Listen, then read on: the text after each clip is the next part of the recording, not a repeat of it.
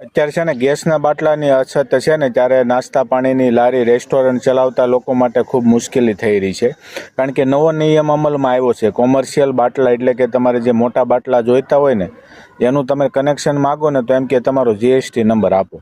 હવે નાના મોટા ધંધા કરતા હોય, લારીવાળા હોય ને, તો એમને કાંઈ જીએસટી નંબરની જરૂર નથી પડતી. કારણ કે કાયદા મુજબ 20 લાખથી નીચેનું ટર્નઓવર હોય ને એટલે જીએસટી નંબરની જરૂર નથી અને કાયદો પણ છૂટ આપે છે. પણ જો તમારે ગેસનો બાટલો કોમર્શિયલ જોઈએ છીએ ને તો પાછું જીએસટી નંબર આપે છે. એટલે આમાં નાના વેપારી, નાના માણસો મૂંઝાઈ ગયા છે અને ના છૂટકે એમને કાળા બજારમાંથી બાટલા લેવા પડે છે.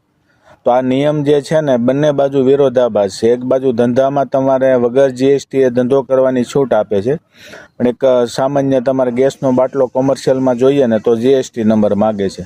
તો આ એક બહુ અત્યારે વિરોધ થઈ રહ્યો છે કે આમાં છૂટછાટ આપવામાં આવે. કારણ કે નાની લારી ચલાવતા હોય એમને એક ગેસના બાટલાની જરૂર હોય, જીએસટી નંબર તો ક્યાંથી એ લોકો લાવે? કારણ કે ટર્નઓવર તો છે નહીં.